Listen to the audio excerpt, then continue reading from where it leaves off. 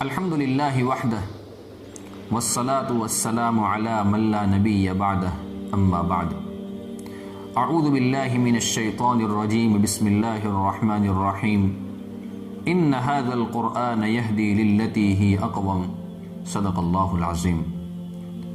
معزز سامعین، ہمیں تابعین میں ایک بہت بڑا نام ملتا ہے حضرت عروہ بن زبیر رضی اللہ تعالی عنہما کا۔ حضرت عروہ بن زبیر رضی اللہ تعالی عنہ یہ بہت بڑے تابعی ہیں، جلیل القدر تابعی ہیں۔ آپ کی پیدائش ہوئی ہے حضرت عمر رضی اللہ تعالی عنہ کی شہادت کے 1 سال پہلے۔ کتابوں میں لکھا ہے کہ آپ اس دنیا میں تشریف لائے ہیں۔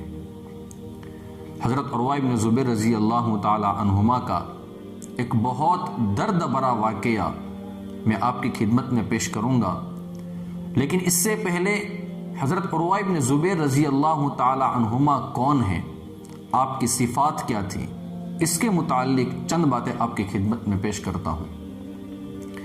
حضرت عروہ بن زبیر رضی اللہ تعالی عنہما کے تعارف کے لیے ہم یہ کہہ سکتے ہیں، حضرت سیدنا صدیق اکبر رضی اللہ تعالی عنہ جو اللہ کے رسول صلی اللہ علیہ وسلم کے بہت قریبی صحابی ہیں، تمام انبیاء کرام علیہم السلام کے بعد تمام امتوں میں سب سے افضل اور سب سے اعلیٰ درجے کا اگر کوئی بندہ اس دنیا اور اس دھرتی پر ہے تو وہ حضرت سیدنا صدیق اکبر رضی اللہ تعالی عنہ ہے۔ حضرت عروہ بن زبیر رضی اللہ تعالی عنہ حضرت صدیق اکبر رضی اللہ تعالی عنہ کے نواسے ہیں۔ حضرت اسماء بنت ابی بکر رضی اللہ تعالی عنہما کے یہ لڑکے ہیں۔ ان کے والد کا نام ہے حضرت زبیر بن العوام رضی اللہ تعالی عنہ۔ حضرت زبیر بن العوام رضی اللہ تعالی عنہ وہ صحابی ہیں جو عشرہ مبشرہ میں سے ہیں۔ عشرہ مبشرہ ان 10 صحابہ کرام کو کہا جاتا ہے جن کو ایک ہی مجلس میں اللہ کے رسول صلی اللہ علیہ وسلم نے فرمایا تھا کہ میرے 10 کے 10 صحابہ کرام جنتی ہیں۔ ان کے بھائی کا نام ہے حضرت عبداللہ بن زبیر رضی اللہ تعالی عنہما، اور اماں جان عائشہ صدیقہ رضی اللہ تعالی عنہا کے یہ بھانجے ہیں۔ صدیقہ بنت صدیق رضی اللہ تعالی عنہما یہ ان کے بھانجے ہیں۔ حضرت عروہ بن زبیر رضی اللہ تعالی عنہ کی خالہ لگتی ہے اماں جان عائشہ صدیقہ رضی اللہ تعالی عنہا۔ اب آپ اس سے اندازہ لگا لیں کہ اس سے زیادہ شریف النسب اور کون ہو سکتا ہے۔ حضرت عروہ بن زبیر رضی اللہ تعالی عنہ آپ کو نماز کا شوق بہت تھا، کثرت سے آپ نفل نمازیں پڑھا کرتے تھے، اور آپ یوں فرمایا کرتے تھے کہ میں نماز کے ذریعے سے اللہ تبارک و تعالیٰ سے ہر چیز مانگتا ہوں، حتیٰ کہ اگر مجھے نمک کی بھی ضرورت پڑتی ہے تو میں نماز کے ذریعے سے اللہ تبارک و تعالیٰ سے مانگتا ہوں۔ اس سے ہمیں یہ سبق ملتا ہے کہ ہماری چھوٹی ضرورت ہو یا بڑی ضرورت ہو، ہم ہمیشہ اللہ تبارک و تعالیٰ کے سامنے مانگے۔ حضرت عروہ بن زبیر رضی اللہ تعالیٰ عنہ بہت سخی تھے، سخاوت آپ کے اندر بہت تھی، اور بڑے بڑے صحابہ کرام سے آپ نے حدیثیں نقل کی ہیں۔ آپ نے ان کے پاس جا کر حدیثیں پڑھی ہیں، اور خصوصاً اماں جان عائشہ صدیقہ رضی اللہ تعالی عنہا جو چونکہ آپ کی خالہ بھی لگتی تھی، اس لیے آپ نے ان سے بہت علم بھی حاصل کیا ہے اور بہت زیادہ حدیثیں بھی آپ نے ان سے نقل کی ہیں۔ حضرت عروہ بن زبیر رضی اللہ تعالی عنہ کے اندر قرآن کریم کی تلاوت کا بہت شوق تھا، کثرت سے آپ قرآن کریم کی تلاوت کرتے تھے۔ روزانہ ایک منزل قرآن کریم کی تلاوت کا آپ کا معمول تھا، قریباً 7 پارے کے اوپر آپ کا روزانہ کے پڑھنے کا جو معمول تھا، اور دن میں آپ اندر دیکھ کر قرآن کریم کی تلاوت کرتے تھے، قرآن کریم کو ہمیشہ اپنے ساتھ رکھتے تھے، اور وہی پارے آپ رات کو نفل میں نماز کے اندر کھڑے ہو جاتے تھے اور آپ قرآن کریم کی تلاوت کرتے تھے۔ یہ آپ کا روزانہ کا معمول تھا، ایک منزل قرآن کریم کی تلاوت یہ آپ کا اس زمانے سے معمول تھا جب سے آپ نے ہوش سنبھالا ہے، جب سے آپ نے جوانی کے اندر قدم رکھا ہے، اور یہ معمول آپ کا کبھی بھی چھوٹا نہیں ہے۔ زندگی میں ایک موقع آپ کے سامنے آیا اور وہ ایسا موقع آیا کہ جس میں آپ کا یہ جو معمول تھا وہ چھٹ گیا تھا اور ایک منزل آپ اس دن قرآن کریم کی تلاوت نہ کر سکے۔ وہ واقعہ کیا ہے؟ بہت درد بھرا واقعہ ہے میرے دوستوں۔ ہمیں اس سے عبرت بھی ملتی ہے، ہمیں سبق بھی ملتا ہے کہ ہمارے اکابر کیسے تھے، ہمارے اسلاف کیسے تھے۔ حضرت عروہ بن زبیر رضی اللہ تعالی عنہ کے اوپر ولید ابن عبد الملک نے خط لکھا۔ ولید ابن عبد الملک نے کہلوایا کہ حضرت آپ میرے پاس آ جائے، میں آپ کی زیارت کرنا چاہتا ہوں، آپ میرے یہاں پر مہمان بن کر آئے، کچھ دن آپ یہاں پر رہے۔ حضرت عروہ بن زبیر رضی اللہ تعالی عنہ نے ولید بن عبد الملک کی دعوت کو قبول کر لیا۔ آپ وہاں پر گئے ہیں اور اپنے بڑے بیٹے کو لے کر آپ وہاں پر گئے ہیں۔ کچھ دن آپ وہاں پر رہے۔ ایک مرتبہ ہوا اس طریقے سے کہ آپ کا جو بیٹا تھا وہ ولید ابن عبد الملک کے استبل میں گیا۔ استبل کہتے ہیں کہ جہاں پر گھوڑے رکھے جاتے تھے، استبل اسے کہا جاتا ہے، آج کے زمانے میں بھی اسی کو کہتے ہیں۔ تو وہاں پر گھوڑے رکھے ہوئے تھے۔ حضرت عروہ بن زبیر رضی اللہ تعالیٰ عنہ کے لڑکے کو سواری کرنی تھی، تو وہ ایک گھوڑا لینے کے لیے وہاں پر گیا، لیکن موت مقدر میں لکھی ہوئی تھی۔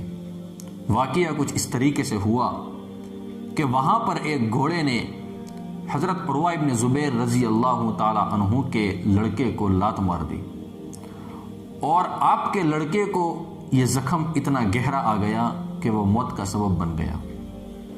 حضرت عروہ بن زبیر رضی اللہ تعالیٰ عنہ کے اس لڑکے کا انتقال ہو گیا۔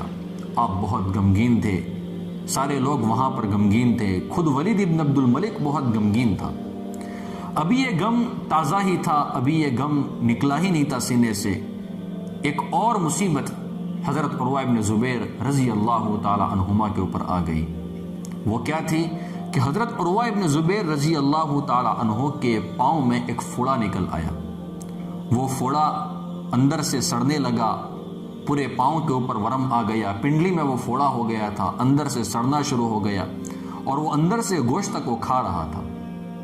بہت علاج کروایا، لیکن تمام ڈاکٹروں نے اس زمانے میں، تمام جتنے بھی اطباء تھے، حکماء تھے، حکیم تھے، ان تمام نے اس بات پر اتفاق کر لیا کہ حضرت کے پاؤں کو کاٹے بغیر، اس کو کاٹنا ہی پڑے گا اور کاٹے بغیر کوئی چھٹکارا نہیں ہے۔ اگر ہم نے حضرت کے پاؤں کو نہیں کاٹا تو ہو سکتا ہے، اللہ حفاظت فرمائے، کہ پورے جسم کے اندر اس کا زہر پھیل جائے اور آپ کی موت آ جائے۔ حضرت عروہ بن زبیر رضی اللہ تعالیٰ عنہما کے سامنے یہ مشورہ رکھا گیا۔ حضرت عروہ بن زبیر رضی اللہ تعالیٰ عنہ نے اطباء کے اور حکماء کے اس مشورے کو قبول کر لیا کہ ٹھیک ہے، کوئی بات نہیں۔ چنانچہ ایک دن طے ہو گیا۔ اب میرے دوستو یاد رکھیں، وہ زمانہ ہمارے زمانے کی طرح نہیں تھا کہ کسی کو جنرل انیستھیسیا دے دیا جائے، لوکل انیستھیسیا دے دیا جائے، آپریشن کر دیا جائے اور بندے کو پتہ بھی نہ چلے، بندے کو احساس بھی نہ ہو درد کا۔ یہ وہ جو زمانہ تھا وہ ہمارے زمانے کی طرح نہیں تھا۔ چنانچہ ڈاکٹروں نے ایک دن طے کر لیا کہ آج آپ کا آپریشن ہوگا۔ جب ڈاکٹر لوگ کینچی وغیرہ لے کر آئے چمڑی کو کاٹنے کے لیے، آرا لے کر آئے آپ کی ہڈی کو کاٹنے کے لیے، تو ڈاکٹروں نے کہا کہ حضرت ہم آپ کو تھوڑی سی شراب پلا لیتے ہیں، آپ شراب پی لیں گے تو آپ کو ہو سکتا ہے کہ درد کا احساس نہ ہو۔ حضرت عروہ بن زبیر رضی اللہ تعالیٰ عنہما نے فرمایا، اللہ اکبر۔ حضرت نے فرمایا کہ شراب میرے اللہ نے ہمارے اوپر حرام کر لی ہے، میں نہیں سمجھتا ہوں کہ شراب کے ذریعے سے مجھے عافیت مل سکتی ہو، میں شراب نہیں پی سکتا ہوں۔ تو ڈاکٹروں نے کہا کہ حضرت ہم ایک کام کرتے ہیں، شراب اگر آپ نہیں پیتے ہیں تو کوئی اور نشیلی دوا آپ کو پلا دیتے ہیں تاکہ آپ کو درد کا احساس نہ ہو، یا احساس ہو تو کم ہو۔ حضرت عروہ بن زبیر رضی اللہ تعالیٰ عنہما نے فرمایا کہ میں نشیلی دوا بھی نہیں پی سکتا ہوں، آپ کو میرا پاؤں کاٹنا ہے تو اسی طریقے سے کاٹیے، میں چاہتا ہوں کہ اسی حالت میں میرا پاؤں کاٹا جائے تاکہ مجھے درد ہو، اس درد پر میں صبر کروں اور اس صبر پر اللہ مجھے اجر عطا فرمائے۔ چنانچہ جب آپریشن کی باری آ گئی، آپریشن کا جب وقت قریب آیا تو بہت ہٹے کٹے نوجوان حضرت عروہ بن زبیر رضی اللہ تعالیٰ عنہ کو پکڑنے کے لیے آئے۔ حضرت نے پوچھا کہ یہ لوگ کیوں آئے ہیں؟ تو لوگوں نے بتایا کہ حضرت آپ کا پاؤں کاٹا جا رہا ہے، آپ کو تکلیف ہوگی، کہیں ایسا نہ ہو کہ آپ تکلیف کے درد کی وجہ سے آپ اپنا پاؤں کھینچ لے اور زخم آپ کو گہرا ہو جائے، آپ کا نقصان زیادہ ہو جائے، اس لیے آپ کو یہ لوگ پکڑیں گے۔ حضرت عروہ بن زبیر رضی اللہ تعالیٰ عنہما نے فرمایا کہ مجھے پکڑنے کی ضرورت نہیں پڑے گی، میں اللہ کا ذکر کروں گا، میں اللہ کو یاد کروں گا، اسی میں مجھے سکون ملے گا، اور آپ بغیر پکڑے میرے پاؤں کو آپ کاٹ دیجئے۔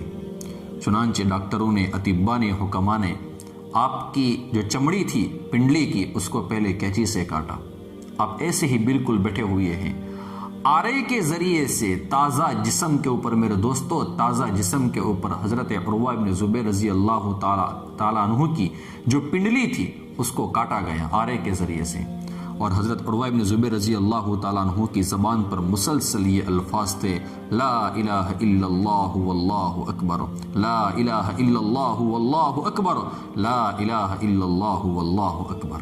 یہ آپ پڑھتے تھے، آپ کی چمڑی بھی کٹ گئی، آپ کی ہڈی بھی کٹ گئی، اور اس زمانے میں خون کو بند کرنے کے لیے گرم تیل کیا جاتا تھا، جو تیل ہوتا تھا اس کو گرم کیا جاتا تھا، پھر اسی جسم کو اس میں ڈال دیا جاتا تھا تاکہ وہ آگے سے بند ہو جائے اور خون بہنا بند ہو جائے۔ حضرت عروہ بن زبیر رضی اللہ تعالیٰ عنہ کے جو پاؤں تھا، آپ کا جو پاؤں مبارک تھا، اس کو اس تیل میں ڈال دیا گیا، جس کی وجہ سے وہاں پر خون تو بند ہو گیا، اور ساتھ میں حضرت عروہ بن زبیر رضی اللہ تعالیٰ عنہ بے ہوش ہو گئے۔ یہ ایک دن حضرت عروہ بن زبیر رضی اللہ تعالیٰ عنہ کی زندگی میں ایسا آیا جوانی کے بعد کہ جس میں آپ ایک منزل قرآن کریم کی تلاوت نہ کر سکے۔ یہ زندگی میں میرے دوستو ایک موقع آیا تھا۔ اس کے بعد حضرت عروہ بن زبیر رضی اللہ تعالیٰ عنہ نے دوسرے دن اس کٹے ہوئے پاؤں کو، جو کٹی ہوئی آپ کی جو ٹانگ تھی، اس کو منگوایا اور اس کو ہاتھ میں رکھا اور اس کو الٹتے پلٹتے تھے، دیکھتے تھے، اور پھر حضرت نے جو جملہ کہا ہے میرے دوستو، یہ ہماری دل کی تختیوں پر لکھنے کے قابل ہے۔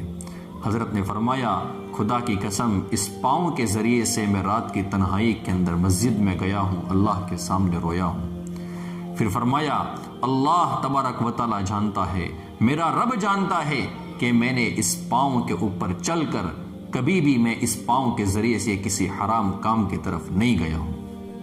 میں نے کبھی اپنے پاؤں کے اوپر چل کر، اپنے پاؤں کے ذریعے سے، اپنے قدم کے ذریعے سے میں کسی گناہ کی طرف نہیں گیا ہوں، اور اس بات پر اللہ گواہ ہے، میں نے کوئی گناہ نہیں کیا ہے۔ یہ میرے دوستو ہمارے اکابر، ہمارے اسلاف تھے، اور آج ہم دیکھ لے وہاں پر قرآن کریم کی تلاوت کا کتنا شوق تھا، ہمارے اندر قرآن کریم کی تلاوت کا شوق کتنا ہے۔ کہیں ایسا نہ ہو میرے دوستو کہ اللہ کے رسول صلی اللہ علیہ وسلم ہمارے بارے میں اللہ تبارک و تعالیٰ کے سامنے یہ شکایت کر لے کہ اللہ، میرے بعد میری امت نے قرآن کریم کو چھوڑ دیا تھا۔ اللہ ہم سب کی میرے دوستو حفاظت فرمائے، ہمارے اکابرین کے نقش قدم پر چلنے کی اللہ ہم سب کو توفیق عطا فرمائے، آمین یا رب العالمین، وآخر دعوانا ان الحمد للہ رب العالمین۔